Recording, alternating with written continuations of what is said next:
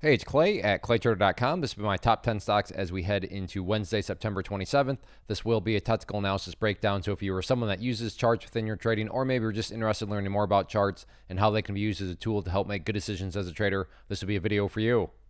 First, a couple quick clarifications. Number one, the candlestick that you see there will be moving around and changing. That is because the market's still open for a small amount of time. But I like to do these videos when the market is still open because sometimes we can capture some really interesting late day price movement. And then second, I'll be using the 30-minute time frame, meaning each one of these candlesticks here represents 30 minutes worth of time. So stock number one here, ticker symbol FEMY. Very, very impressive day and interesting afternoon. You can see that 30-minute candle right there brought the candle right back up to a key breakout level.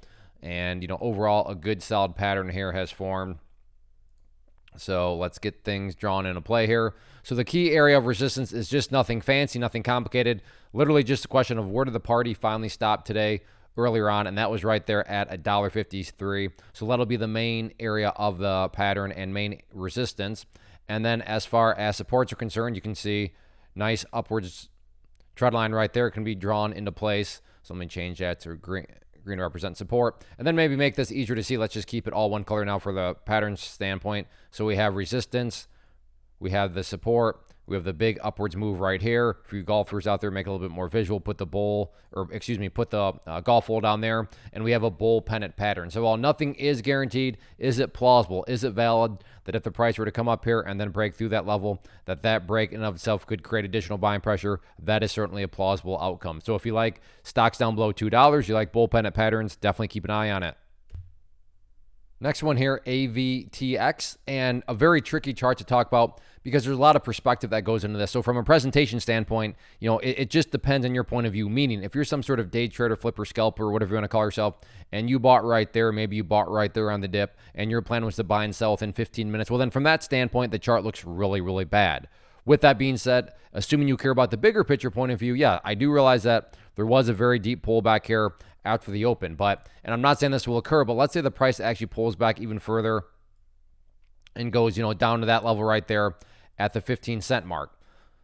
So again, I'm not saying this will occur, but just for explanation's sake, let's say the price comes back down there, behaves like that, and then curls back upwards. Now, emphasis here on big picture. From the big picture standpoint, what would you have? Well, you'd have a set of lows there.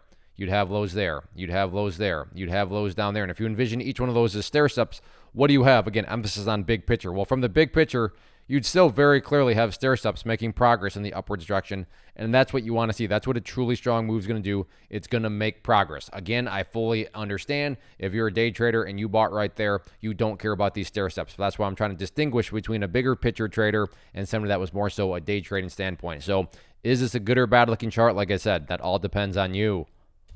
Next one here, SLNO, very, very explosive move. I mean, to think about this thing started off here, and in pre-market it was down even lower and then has come all the way up there. Nice little pattern here has formed in terms of near-term movement. So yes, near term, there has been this little pullback right here. There's no doubt about it. But that's, like I said, very near term. Assuming you care about even a little bit bigger picture point of view, the question you'd be asking yourself is, okay, yeah, sure, near term, a downwards channel. But what was occurring before this downward channel? Well, you had this big, nice upwards move right here, which is now giving me the ability to draw a bull flag pattern. So we go back to that whole talking point that we just had. Yeah, if you're a day trader and you bought right up there at the top and wanted to scalp out, within minutes, yeah, the chart looks terrible for you. But assuming you aren't that, using that kind of strategy, then all you do ultimately have right now is a bull flag pattern with that pullback here. So if you like bull flags and you like stocks, that are very volatile, this is definitely one to keep an eye on. Next one, DMK, and overall, I mean, the chart's hanging in there, but it certainly is looking pretty sketchy as, the price to think at one point was all the way up here and to think some poor souls bought right there. And since then has started to pull back and pull back and pull back. So yeah, things are starting to look pretty shaky, kind of ugly, but there can be opportunity in the ugly. And maybe you already see where I'm going to go with all this. But if you are somebody that does like to play pullbacks, you have a couple of pretty well-defined pullback areas down here. The pink line, the 200 paired moving average, purple line, the 50 paired moving average. Now, there are no guarantees, so I wish I could say that for sure guaranteed if the price goes down to those levels, because it's those famous moving averages, the price is for sure going to bounce. Doesn't quite work like that. But if the price were to go down to that area, is it valid to throw out the question mark of, hey, Is that going to be a bounce point? Because that could very logically be a bounce point. Yeah, that's a very reasonable question to ask. But that's also, again, why risk management matters, because there are no guarantees. So if you like these sorts of situations where you get big upward surges and then you get some pretty deep pullbacks, but you still have the opportunity to maybe play bounces off key support levels, definitely keep an eye on DMK. Next one here, AMC, and yeah, a rough day today, not because it was red, but unfortunately the price seemingly has, this movement here, which was very solid all the way up there, has basically been a fake move. What do I say that? Well, the price broke outside of this sideways channel here. And as I talked about in yesterday's video, hey, that's great, but now you don't want to see the price fall back inside of the pattern, because that's not what a truly strong move is going to do, right? It's going to stay outside of the pattern that it just broke out of. But as you can see here, the price has now fallen back inside of the pattern here. Now, to be fair, the markets as a whole, very, very rough day today. So it's not like the markets were doing fantastic, and then all of a sudden AMC fell back inside of the pattern. So, give a little bit of credit there in terms of, being fair to, AMC in terms of its strength. But nonetheless, it's still back inside of this channel. So the first update that needs to be done is this part of the channel goes back to being considered an area of resistance.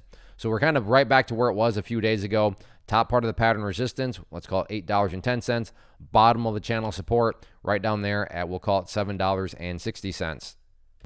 Real quick, want to take a break and personally invite you to get signed up for this free live online class that I'm offering. So if you've been enjoying what you've seen and you want to learn more about this tool, how it can and should be used to build consistency and manage risk, then definitely get signed up for the free live class. If you're watching on YouTube, there's a link down in the description box, or if you're watching at my site, there's an area right there on the webpage you can click to get signed up. So like I said, if you've been enjoying, then definitely get signed up for the free live class. Next one here, BFRG, and just a beautiful, beautiful pattern. And I say that because for me, and I got to think a lot of other people have noticed this level right here at $3, and let's just call it 88 cents. You can see that several times the price has been up around that area and just hasn't quite pushed it up through there. And what I like when a lot of other people, or at least I think a lot of other people are watching the same levels, is you can get those self-fulfilling prophecies where people just buy, well, just because it's breaking out. And, if people are saying, I'm a breakout player, oh, look, that thing's breaking out. Oh, I'm a breakout player, that's breaking out, I'm supposed to buy. And then you can get those self-fulfilling prophecy type things. And that's what, in my opinion, we have there with $3.88. Now, that does not mean that if the price breaks you there, it's going to for sure happen. But again, it goes just back to that whole idea of, is it logical? Is it reasonable to think that something like that could happen? And in my opinion, absolutely. So I'm just going to really leave it as simple as that. To me, that's the line in the sand that you got to think a lot of other people are watching, 388. So let's see if it can break. And if it does, if there's some sort of self-fulfilling prophecy. Next one here, TSLA Tesla. Not a whole lot to talk about, although I am going to expand out the channel here a little bit and just make it a little bit wider. So as far as the top part of this sideways channel pattern, I'm going to go ahead and expand that level out right there to $249.75, and then I'm going to expand the downward side of the channel right down there to $241.50, because I think that's really the straightforward way to go about this right now. And probably are these going to be exactly where most people have their channel lines? Maybe. I think somewhat close. But the point here being is that's really the big question mark moving forward, is who is ultimately going to win out of this sideways battle that has started to transform? Are the bears going to win out by pushing the downside, or are the bulls going to win out by pushing the upside? That remains to be seen. But that's really kind of the key dynamic here. Although I will say that all things considered about how rough the markets were today, Tesla had a very, very impressive day. A lot of stocks were not doing this. We're not just going sideways. A lot of stocks were putting in new lows that hadn't been seen for a while, but that was not Tesla. Tesla has held up relatively strong. So like I said, all things considered, good, strong day, and you got to think that even just the slightest bit of bullishness could get this thing, another nice move back to the upside. Next one here, NKLA, and got the breakout here. Talked about this red line in yesterday's video, and you can see the price is now above it. So go ahead and get rid of that level right there. I'm also going to just go ahead and get rid of that support area, as we have some other areas to now start to talk about. So let's just now focus on the next couple of key areas of resistance. And for me, I'm very curious about that level right there, which broadly speaking, now it's not exact because right here the price didn't quite hit it. Right here the price went above it. Right here the price went slightly below it. Right there the price directly hit it. So like I said, just trying to find kind of a middle ground for a resistance level. But to me, that trend line right there is going to be very, very important moving forward in terms of levels of resistance. So keep an eye on that. And then in terms of areas of support, I think the easiest way to now start to monitor this is just via that purple line there, the famous 50-period moving average. You can see it did a fantastic job of acting as support this morning. And, that's kind of like a trend line that's going to draw itself for you. So as time goes by, that line will, curl back upwards and get, more and more of an upward slant to it. But in my mind, that resistance trend line, I think the most interesting dynamic. And then just from a simplified standpoint, keep an eye on that 50-period moving average there as support. Next one here, AMD, and first I'm going to do is adjust this area of resistance, which I've been tracking, so I'll get that extended out because you'll see that line has continued to play a role, including from earlier on in the day. I mean, the power of charts. I mean, check it out. Nice move up and rejected essentially right there at that trend line. Granted, there was also the purple line there, the 50-period moving average, so it's basically a double whammy of resistance right there. But more of the story here moving forward, if there is any sort of attempted bounce, resistance number one, it's got to get through is that purple line there, the 50-period moving average, and then resistance number two is the red trend line itself.